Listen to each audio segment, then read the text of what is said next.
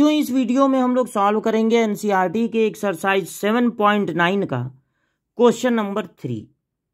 ये एक definite integral है क्योंकि इंटीग्रेशन के बाद यहां पर 0 और 1 लिखा है जो कि लोअर लिमिट और अपर लिमिट कहलाते हैं। जब इंटीग्रेशन को लिमिट दे दिया जाता है तो इसे कहते हैं डिफिनिट इंटीग्रेशन, डिफिनिट इंटीग्रल। अब इंटीग्रेशन जैसे आप सीखे हैं वैसे करेंगे, इसका यूज होगा बाद में। तो sine inverse 2x upon 1 plus x square, इसका इंटीग्रेशन होगा कैसे?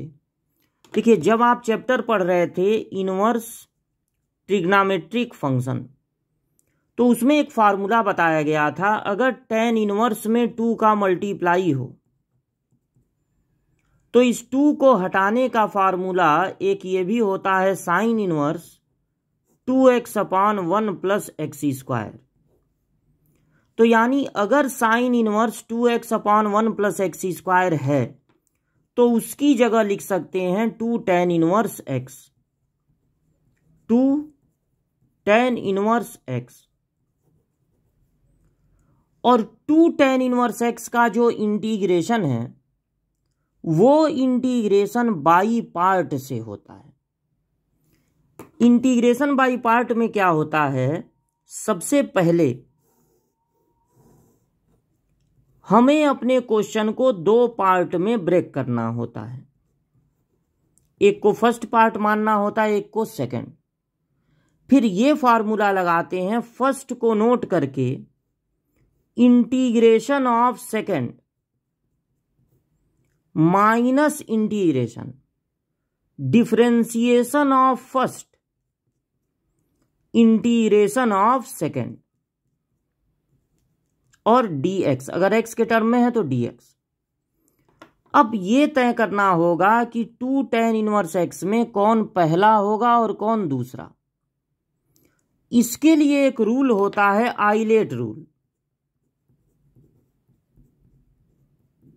आई मतलब इनवर्स, एल मतलब लॉग, एल्जेब्रिक एक्सप्रेशन, ट्रिग्नोमेट्री और एक्सपोनेंशियल।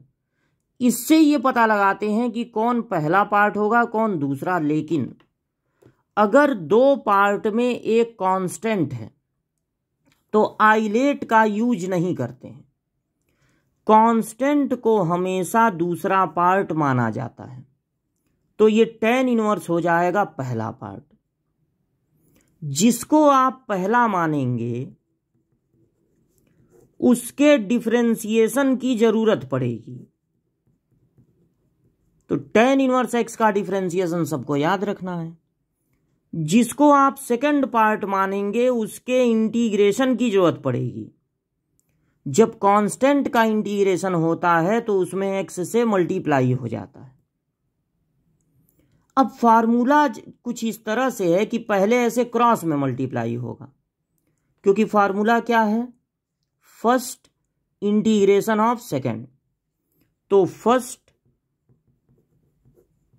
इंटीग्रेशन ऑफ सेकंड, फिर माइनस इंटीग्रेशन का सिंबल लगा देंगे और अब इन दोनों का मल्टीप्लाई होगा, क्योंकि differentiation of first integration of second होता है।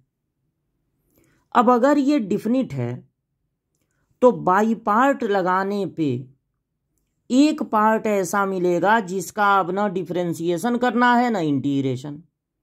तो उस पे लिमिट को ऐसे लगा देंगे, स्क्वायर ब्रैकेट में करके लिमिट लिख देंगे 0 से 1।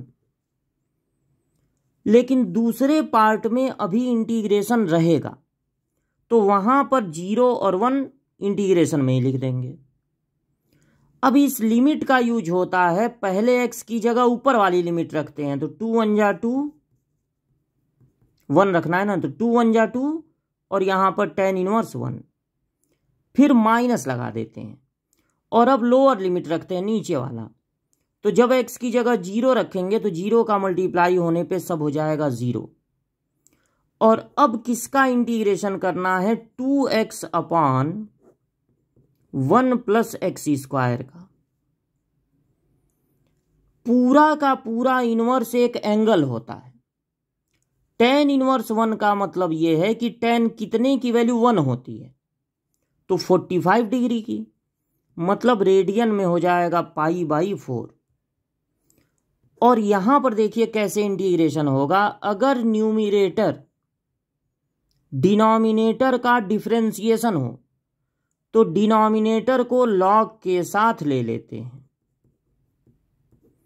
अगर न्यूमरेटर डिनोमिनेटर का डिफरेंशिएशन हो तो डिनोमिनेटर को लॉग के साथ ले लेते हैं। इसका इंटीग्रेशन अभी हुआ है, इसलिए इस पर लिमिट अब लगेगी 0 से 1। और अब यहां तो 2 से 4 कैंसिल हो जाएगा, तो हो गया π/2।